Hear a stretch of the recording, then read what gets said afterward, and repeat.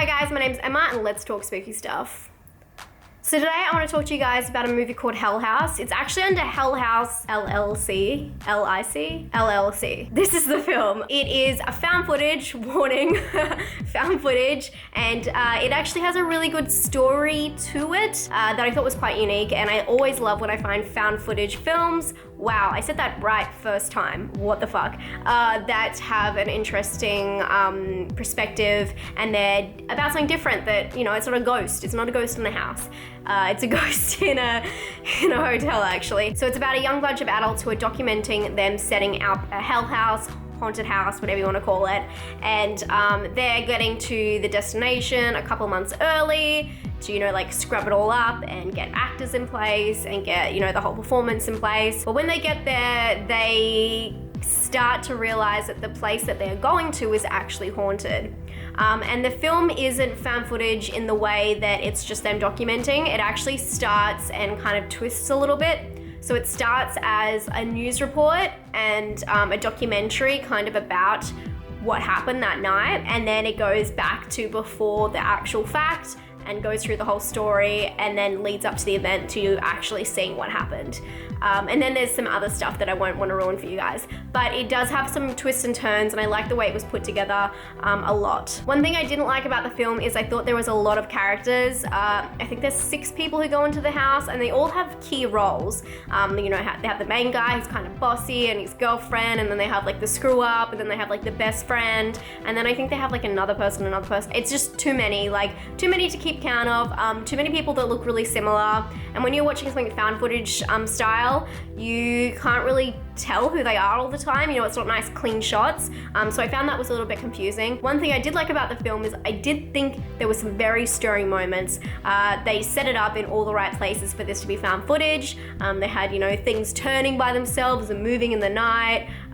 Some of it was a little bit far-fetched and a little bit amateur, but sometimes you can let that stuff go on a found footage. So I was happy to let that go until I got to the end. And I want to say that the end, like, there's kind of 2 ends, you know what I mean, where it could have ended here, but then they've added another thing, and both of these things suck. They make no sense. And I feel like they've done such a good job setting up this film and getting in there with an original idea, and then to sell it like that, it really hurt my soul.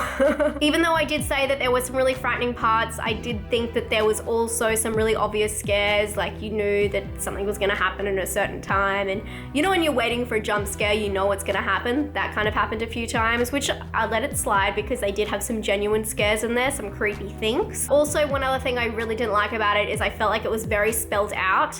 So if someone was having an issue, they would talk about it on camera to somebody else while the camera's like looking at them, which if it's a found footage, no one's gonna record their personal conversations.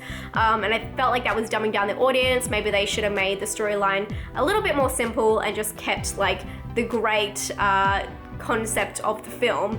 That was enough for me. The storyline was just very up and down, and it already had enough depth that I just wanted a little bit of, I don't know, I just wanted a little bit of being able to think about it without being told what's actually happening. And to counter that, there is actually a part of the film where they explain something, like an answer to something that is happening off camera.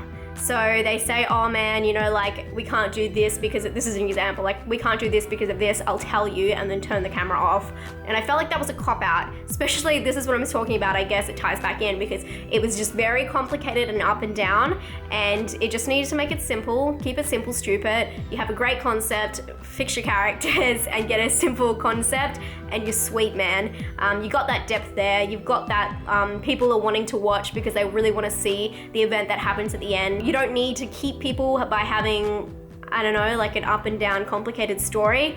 You've got the attention already. The best you can do is keep it by keeping it simple, stupid.